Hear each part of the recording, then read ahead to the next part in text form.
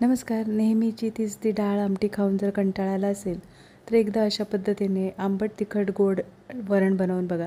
अतिशय चविष्ट असं हे आंबट तिखट गोड वरण तयार होतं. तर हे आंबट तिखट गोड वरण कसं बनवायचं ते आज आपण ह्या रेसिपीमध्ये पाहणार आहोत.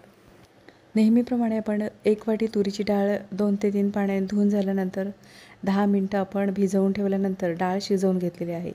डाळ शिजवताना त्याच्यामध्ये पाव चमचा हळद आणि 1 चमचा आपण तेलाचा वापर केला आहे. त्याच्यामुळे डाळ छान मऊ अशी शिजली जाते.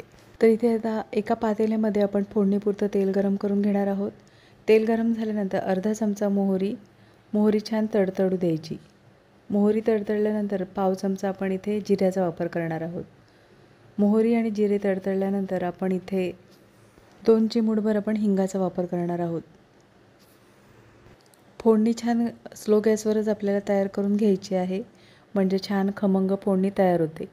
तर इथे आता 1 बारीक चिरलेला कांदा, 2 ते 3 हिरव्या मिरच्या आणि 2 ते 3 लसूण पाकळ्या ठेचून घेतलेल्या आहेत. तर इथे आता खमंग अशी फोडणी तयार करून घेणार आहोत. गॅसची फ्लेम स्लो ठेवायची आहे आणि स्लो गॅसवर आपण फोडणी परतवून घेणार आहोत. 2 ते 3 कढीपत्त्याची पानं आणि 1 बारीक चिरलेला टोमॅटो. फोडणी सतत ढवळत राहायचं आहे, म्हणजे सर्व बाजूने कांदा, टोमॅटो, लसूण छान परतवला जातो. तर इथे आता आपली ही मस्त अशी खमंग फोडणी तयार करून झालेली आहे. तर इथे आता मसाल्यांचा वापर करायचा आहे. मसाल्यामध्ये आपण घरगुती लाल तिखट 1 चमचा. घरगुती लाल तिखट म्हणजे साठवणीचा मसाला. साठवणीचा मसाला हा तुम्ही तुमच्या आवडीनुसार वापरू शकता.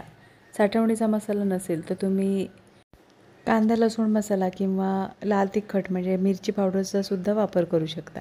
तर इथे आता मसाले आपण व्यवस्थित असे परतवून झालेले आहेत. तर इथे आपण ओलं खोबरं बारीक असं किसून घेतलेलं आहे. तर आपण फोडणीमध्येच आपण खोबऱ्याचा वापर करणार आहोत.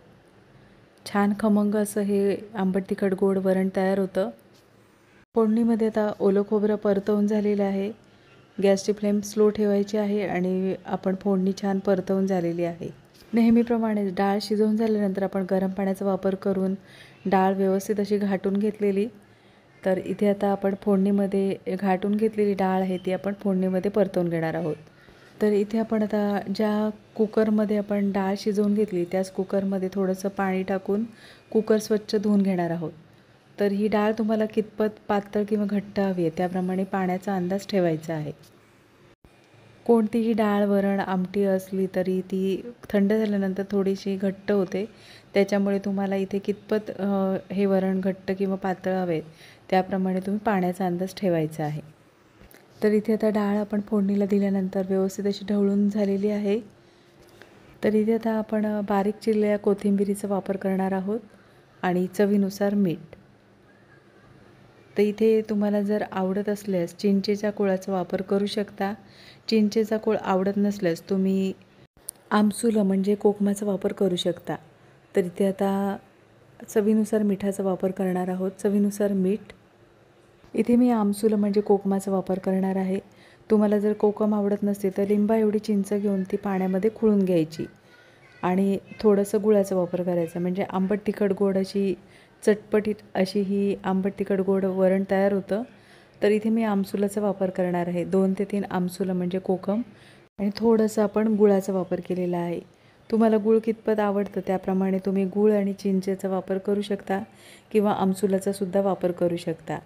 तर इथे आता कोकम, मीठ, कोथिंबीर आणि गुळाचा वापर केल्यानंतर वरण व्यवस्थित असं ढवळून घेणार आहोत.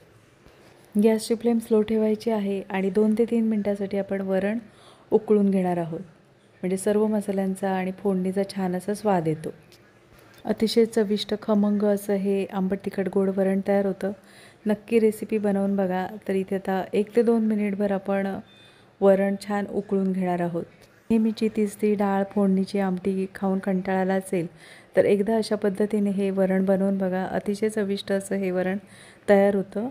तर इथे आता वरणाला छान उकळ आलेली आहे. अधूनमधून अशा पद्धतीने वरण ढवळून घ्यायचं आहे. तर इथे आता वरण छान उकळलेलं आहे आणि आता गॅस बंद करायचा आहे. वरून आवडत असल्यास तुम्ही बारीक चिरलेल्या कोथिंबीरीचा वापर करू शकता. मस्त अशी खमंग चटपटीत अशी आंबट तिखट गोड वरण तयार झालेलं आहे. नक्की रेसिपी बनवून बघा आणि कमेंटमध्ये मला नक्कीच सांगा. आजची रेसिपी आवडली असेल आणि चॅनलवर नवीन असला तर चॅनलला सबस्क्राईब करा आणि व्हिडिओ आवडला असेल तर लाईक शेअर करा. पुन्हा भेटू अशाच नवीन रेसिपीमध्ये.